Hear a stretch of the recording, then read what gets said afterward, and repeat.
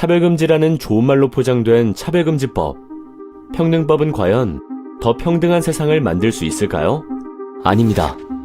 동성애자들은 이미 특권을 누리고 있습니다.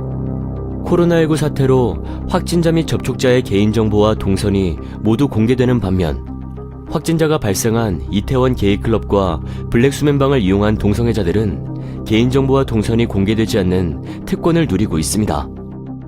이제 차별금지법이 만들어지면 이들에게는 더 많은 혜택과 특권이 주어지고 일반 국민들에 대한 역차별은 더욱 심해질 것입니다.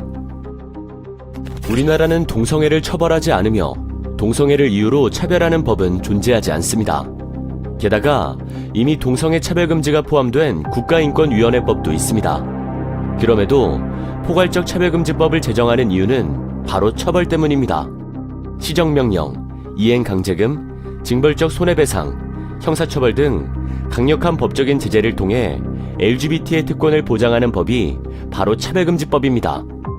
모욕감, 수치심 등 주관적인 감정의 영역조차 혐오라는 이름으로 적극적으로 법적 책임을 지게 하는 포괄적 차별금지법이 제정되면 윤리와 양심을 따르는 일반 국민들은 역차별을 받게 됩니다. 예를 들어 동성애의 보건적 유해성에 대한 사실을 말하거나 동성결혼에 동의하지 않는다는 의견을 표현하면 직장에서 징계를 받거나 차별소송을 당하게 됩니다. 이와 같이 차별금지법은 헌법에서 보장된 일반인들의 신앙과 양심, 학문과 표현의 자유를 침해하고 선량한 국민들을 범법자로 만들어버립니다.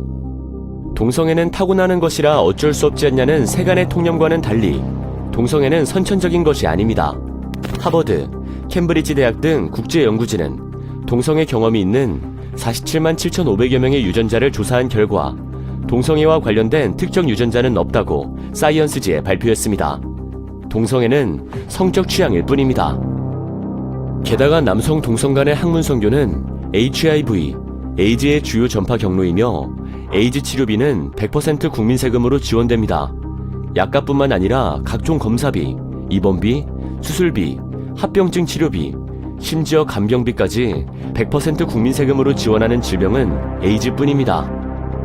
이처럼 심각한 사회적 폐해를 일으키고 있는 동성애, 성적 지향을 포함하는 차별금지법을 강행하면 어떤 폐해가 초래되는지 해외 사례를 살펴보겠습니다. 첫 번째, 차별금지법은 학교에서 동성애 옹호, 조장 교육을 강제합니다. 영국은 차별금지법 통과 후 초등학교에서 동성 친구에게 청혼 연애 편지를 쓰는 수업을 하는 등 교육과정이 바뀌었고 교내 퀴어 축제에 모든 학생들이 참여하도록 강제하였으며 참여하지 않은 학생들은 불이익을 당하게 되었습니다.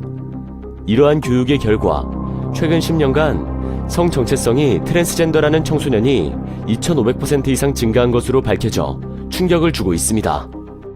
두 번째, 차별금지법이 제정되면 군인 간 동성 성행위가 합법화되며 성전환 수술 없이도 성별 변경이 가능해져 병역 기피 수단으로 악용될 수 있습니다.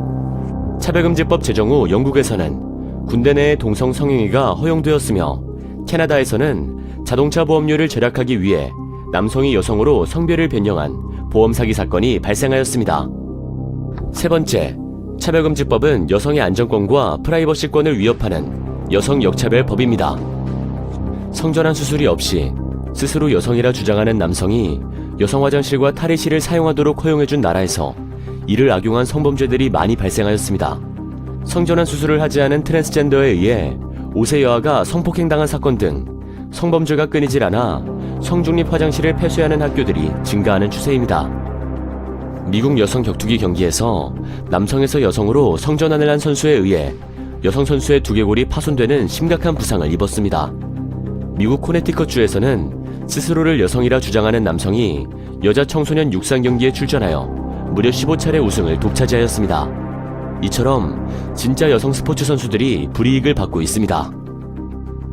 네 번째, 차별금지법은 자녀의 동성애, 성전환 성행에 반대하는 부모의 양육권을 박탈시킵니다. 캐나다 온타리오주는 자녀의 성전환을 반대하는 부모의 양육권을 빼앗는 법안을 통과시켰으며 미국 텍사스주에서 2019년에 7세 아들의 성전환을 반대한 아빠의 양육권을 박탈하는 판결이 내려졌습니다. 이러한 사례는 무수하게 많습니다.